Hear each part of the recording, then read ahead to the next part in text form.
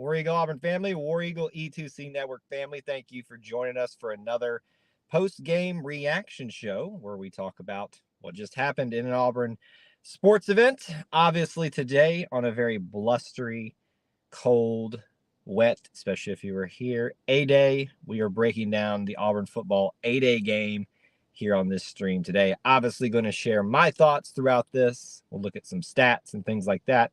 But more importantly, we're mainly here for you, the Auburn family. So as you're watching or listening today, we'd love to hear your thoughts about this. Even if you're watching on the replay today, you can still take part in that. So let us know what you thought from A-Day today and the things that we're hitting in the discussion overall. A couple of things to remind you of as we go into the stream further.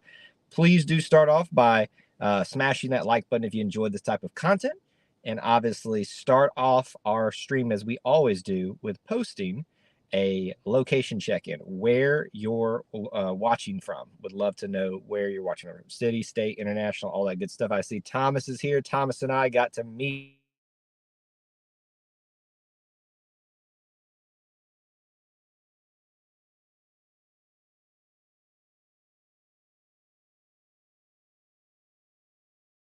see that it looks like my internet's going a little bit in and out, so please do let me know if you guys are okay. We're trying a different location and trying to see how this works or doesn't work. So let me know if it keeps cutting out or if there's any audio issues or anything like that. We're working with it, we're going with it, and seeing how it works overall. So we see Neil's here. See a lot of other people have been checking in. Some people checked in earlier. Thank y'all so much for being here. Scott asked earlier, are they still doing the game today? I bet a lot of us wish that they maybe were rescheduling, were going to do it at a different time. Not so much. We were out there. It was cold. It was a bit rough at times. It's cutting out every so often, Steven Johnson says. Okay, so keep me posted on that. If you guys still can hear me and everything right now, it sounds good. We'll keep running through that. But if not, we'll switch over and try again. So just y'all keep me posted in the chat. So thank y'all for that. Where you go from the home office near your house? Well, you're not super near my house, but I know we live in the same area. James says, War Eagle, I definitely think the running game will be deadly with Robbie. Passing game will be better, in his opinion. Coach Freeze said that he is looking at the portal for quarterbacks. Any thoughts? I mean, that's we'll get into a lot of these. I'm just kind of seeing what everybody's talking about initially here. Neil says the weather has been awful today.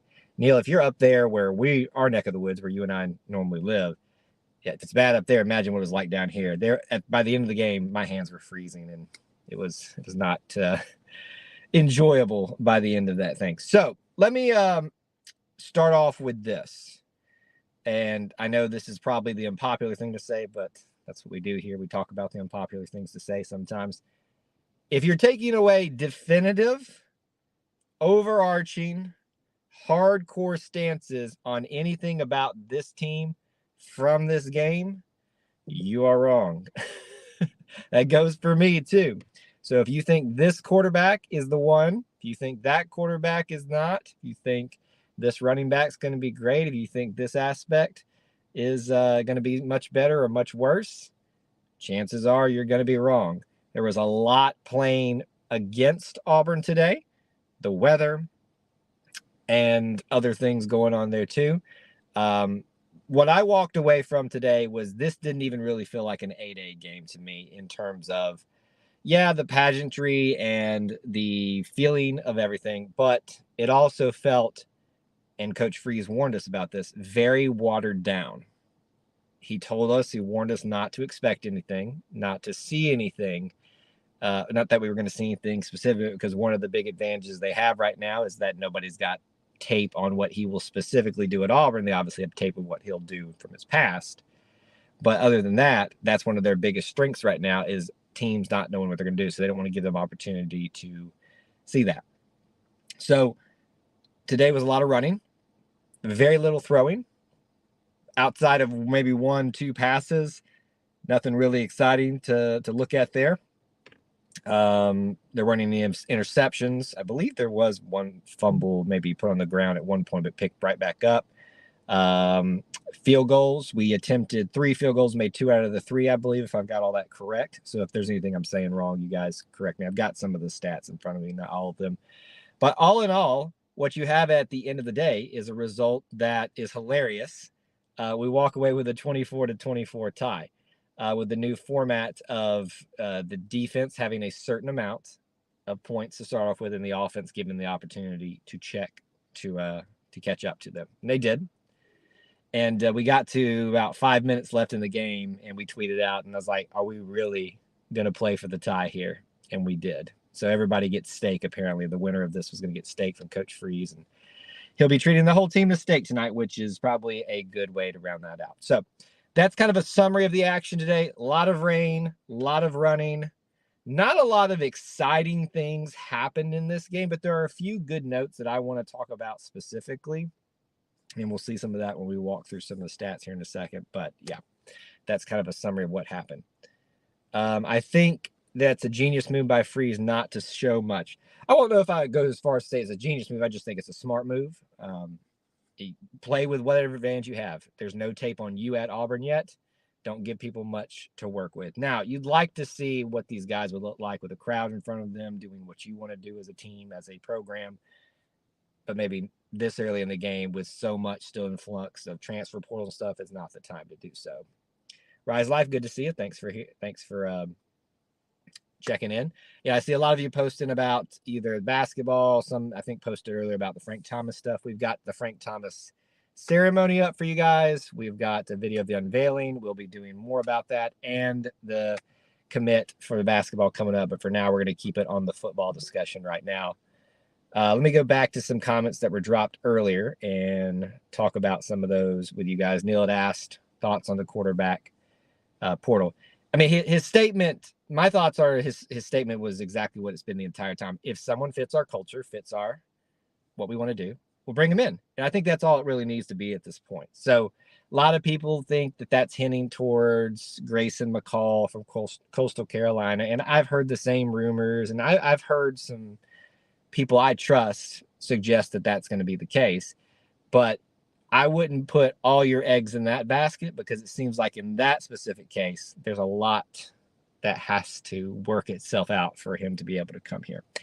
Right now, operate with what you have. And as Coach says, if someone fits the culture, fits what we need, can help the team, it doesn't matter the position, they'll bring them in. I know that's the boring answer, but there's really nothing else. And anybody else that tells you that, I shouldn't say that, but I guess I should. Anybody else that tells you that it's deeper than that, it's not. And I know that is boring to talk about. Let's see here. Let me back up. Sean Jackson looked like a beast, and beautiful throw by Ashford. Yeah, I did really like the throw by Ashford in the elements, especially. See, look, here's the great thing about Robbie Ashford.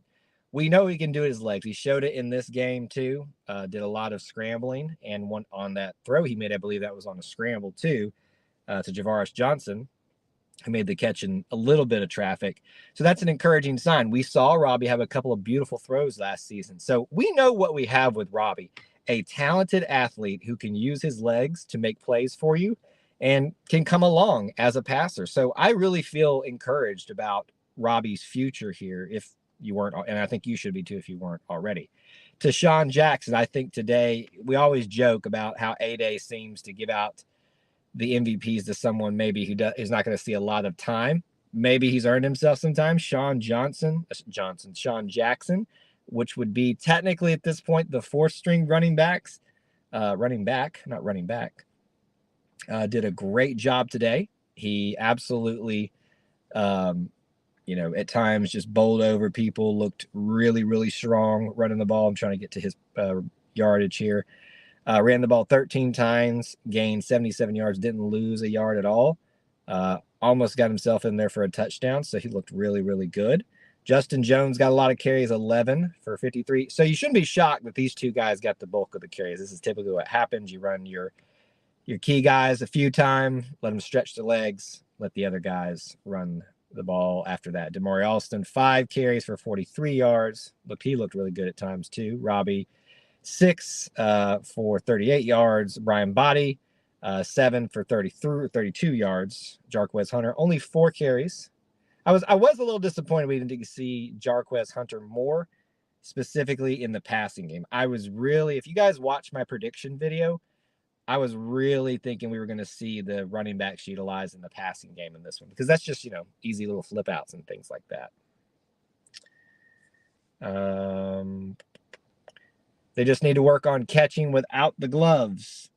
I'd say they need to work on catching in general, but those elements are really hard today for this type of game to be highly concentrated in. TJ needs to make smart decisions. I'll say this about TJ. He looked like he was, I'm going to use the phrase, having fun. This is the year. He was having fun out there. I get the sense that he's in a really good place with wherever he's at Auburn. We'll sit back and watch if Auburn does bring in a quarterback. I'm sure TJ or Holden will probably reevaluate what's going on with that particular situation. I love how we were actually able to look down the field without much pressure. So, one thing that is probably reasonable to take away from this, because you're playing Division I talent against Division I talent in the trenches, is what your offensive line and maybe defensive line looks like. Again, I don't want people to walk away from this thinking, oh, we're going to be miles and miles better at the offensive line, but it seemed like we at least gave our guys a little bit of extra time. And you could see maybe there was a little bit more comfort level from the quarterbacks at times. Granted, you're playing against your own guys. I know they're not out to literally kill you. So you can take away from that what you want. I was happy with what little I could take away from the offensive line play.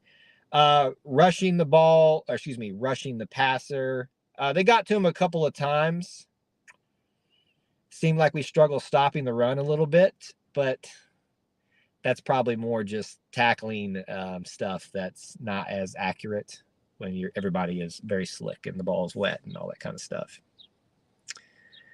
Keldrick Falk is who I'm going to look at a lot personally.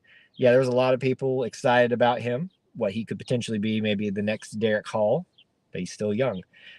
What I hope for Keldrick Falk is very a Carl Lawson type story, who comes in his first year, has a lot of big moments, but isn't the guy yet. But the next year, that's when he really takes a step up. Rise Life also says the cornerbacks need to work on closing in on the wide receiver and catch an easy interception when the wide receiver stops. Again, you may be right on that, but I wouldn't take too much from what you saw today out there as this is what exactly we have to work on. This is very much a very friendly competition. Get out there, stretch your legs, be in front of a crowd type of situation. So let's talk about passing. Holden Gerner, 3 for 5 today, 17 yards. TJ was 1 for 4. Both of those guys got sacked. Robbie Ashford, 1 for 3. He only threw the ball 3 times, but had the biggest throw, 39 yards to Javaris Johnson. Speaking of, or was it? Well, it said it was Javaris Johnson on the thing, but it's Tavares Dawson. I heard that wrong. I'm glad I didn't post that on social media. Tavares Dawson caught that 39-yard pass. Landon King caught a pass. Nick Mardner, Sean Jackson, and Brian Body. So running backs were 2 out of the 5 targets, but catches today. So at least they did utilize them proportionally the way I thought they would. Just they didn't throw the ball hardly at all. Jay Fair had a ball thrown his way. Colby Stafford, haven't talked about him ever, had the ball thrown his way as well. Rise Life loves the kicker. I am very happy. If you're going to be happy about rain in this type of situation, kicker is one of those things that I feel like you really benefit from playing in this type of conditions, because you can really see what they can do. Obviously, we know Alex McPherson has a really strong leg and has a pedigree as a kicker, and utilize him, getting him challenged as much as you can, obviously getting true pressure on him, balls wet, and they try their best to keep the balls dry, but in this type of constant rain, you're not going to be able to. He knocks down, let's see, let me make sure I have that correct. Alex McPherson missed his first one for 49 yards. Evan McGuire made one from 19 yards. Yes. And then McPherson made the next 2 in the third quarter, the only quarter of the second half. a 39-yard and a 33-yard to eventually tie the game up and send it to the result that we have today, 24-24. I got to be honest, I was sitting there thinking about the new format. By the way, how do you guys like the new formats? I know it wasn't the most exciting today because of the weather conditions, but defense gets a certain amount of points, offense has to catch up. Do you like that? I was a little bit worried when we scored that touchdown very quickly with Robbie. I was like, well, this may not be as exciting in terms of we might bypass the defense really, really quickly. And to me, I think that can be overblown if they do bypass the defense a little bit too quickly, because you're running in the offense nonstop. So that's double the amount of offensive reps that you would get in a normal game, thus more opportunities to score. But still, so I think you could probably, if you want to go the route of saying both teams performed about as well as you could have, offense matched the defense, defense didn't let go of the game and let it get out of hand. So there you go. Yes, everybody eats steaks, right? Everybody gets to eat the steaks tonight. I like it a lot, the format. Neil says he doesn't really care, to be honest, but I think it's more entertaining when you have a normal A-Day. I do wonder, had the weather been better, would we have aired it out a little bit more, been a little bit more loose and free with what we were doing, because we were just running the ball nonstop. And obviously that makes for a very boring situation against each other in a game where you're just pounding it into the other opponent.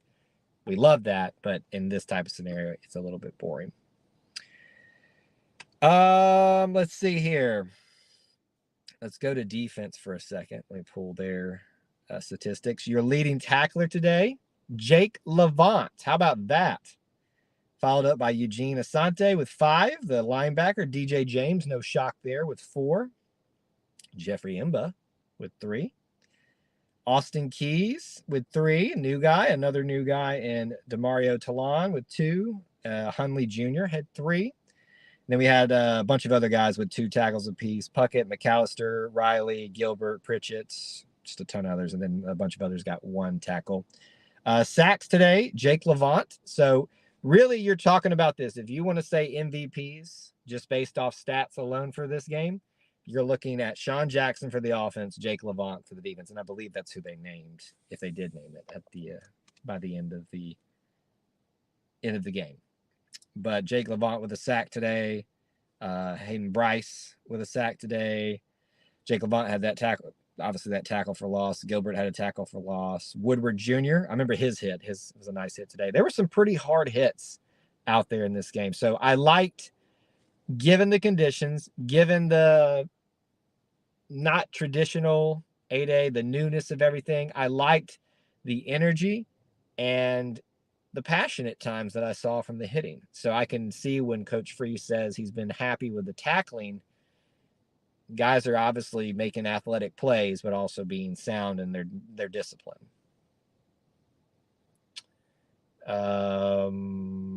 With the weather being nasty, don't think Coach wanted to put their players out there to get hurt. Yeah, obviously that would be the smart thing to do.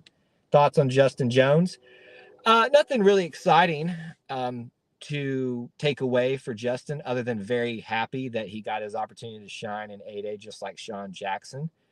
Runs hard, and that's all you can ask out of that guy. Be ready for when your opportunity arises. Now it's going to be hard to beat out Jarquez Hunter, Damari Alston, Brian Body, John Jackson, but it's good to know that this whole group, like if you don't walk away being very happy what you saw across the board running back wise, I'm not going to be able to help you. I think that's one solid thing you can take away. Very talented, very diverse group that's going to help us a lot come fall.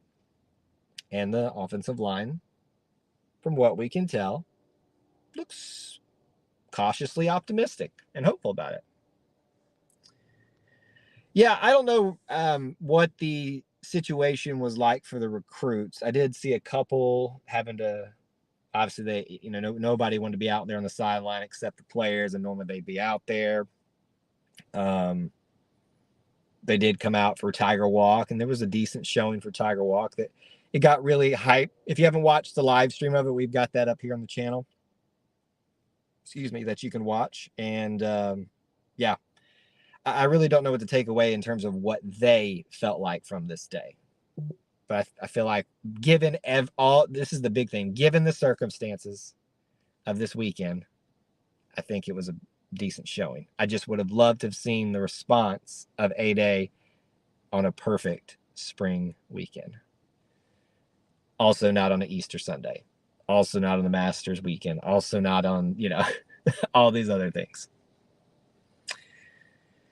Let's see. James says, Kyle, do you anticipate a lot of guys transferring? Me personally, I don't think so.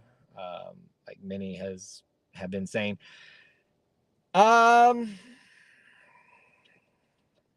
It feels like whatever answer you give or I give, the opposite will happen. I think I'm just kind of at the point where I'm just preparing myself for a lot of people to leave, just because it's the new NIL world and people have opportunities that they've never had before. So I guess my answer would be, yeah, anticipate. It depends on what you mean by a lot. If you mean like a group of 5 guys leave, but 2 of them are like major names, meaning they're up and comers or something like that and haven't found their place yet here, then yeah, that's a lot. But I guess that's so subjective. I expect a few, maybe 1 or 2 bigger names to go find opportunities for playing time elsewhere, and then a group of like other smaller names that we don't talk about a lot. Let's see here. Who was QB1? Nobody was really QB1. If I have this right, it looked like, so we did Robbie first. If you want to call that QB1, you can. And he probably played the best out of all of them. So Robbie played first, TJ, and then Holden. And then I think Holden had 2 series back to back. So I kind of thought maybe he was getting rewarded, or maybe they were just going backwards that time around. Don't really know the system that they were going with. But to me, there's no true quarterback 1. But if you look at some of the stats today, and just everybody knows that he was the quarterback at the end of the season, you got to think he probably has the leg up. Neil says, I'm 1,000% certain 2023 will be better than 2022 for Auburn football. Let's hope so, because I want to go to a bowl game. Landon King made some good plays for some extra yards. Let's see. Let me go back to the stat sheet and look again at Landon King. I know we tried to get the ball to Landon and Nick Mardner a few times. Nick got one. Nick Mardner, the big, tall, lanky guy from Cincinnati. Landon got his 1 catch for 19 yards. Yeah, so they're probably the stars receiving today. Tavares Dawson, Landon King are the stars of the day. Receiving wise, Robbie kind of takes, even only 1 pass because he used his legs so much, probably takes the cake as the quarterback position, and then Sean Jackson takes the cake at the running back position. And then Jake Levant and Asante probably defensively take your big marks away from this game, at least statistically. What else? What else haven't we talked about from this game that you guys want to hit on? Anything that you'd like to know about from A-Day weekend? Obviously, like I said, we're going to be putting a video out about our new commit for the basketball thing, so you'll hear my thoughts on that very soon as I have time to get that out to you. What else? I feel like there's some stuff that I should have said to you guys, but I think we've hit the majority of it. Rise Life says, overall, I liked it a lot of smiles. And I think that's what this felt like to me. And when I say this, wasn't like a normal A-Day weekend. It wasn't, but like, I don't also mean that as a dig. This to me is almost like the transition point.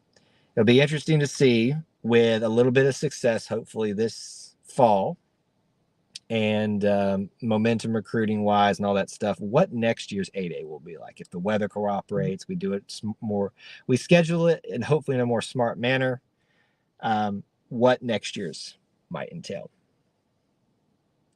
Thank you for your kind words, sir. Of course, happy Easter Resurrection Day to everybody out there. All right, final thoughts, questions, comments, derogatory rebuttals. Get them in now. A couple reminders for you. Let's see if I can do this on the thing without knocking the camera over. We got a new setup we're trying here. Trying new things for you guys always. If you haven't, please do go check out these live streams. We got the Frank Thomas statue ceremony I know it's long, but there's a lot of good, speeches in there, and from even Frank Thomas. So go watch that. If you haven't watched the Tiger Walk, you can do that as well. There's going to be no Sunday night show for the Auburn Experience podcast this week at 9 Eastern time. We're taking off this Sunday because it's Easter, but next week we'll be back. So your next scheduled live stream will most likely be that Tuesday live stream with baseball after their game, and then a Wednesday night, Auburn Family Night, where you can call into the show. So don't miss out on that. Other than that, check out the links in the description. Ways you can help support us here. Please, please, please smash the like button if you can. If you feel like we enjoyed, or if you enjoyed this, if we earned that from you, that is very, very much appreciated on our end. And looks like we've gotten most of everything else out here that we need to discuss. So happy Easter to everybody, as some others people are posting in there. I hope you guys have a good one.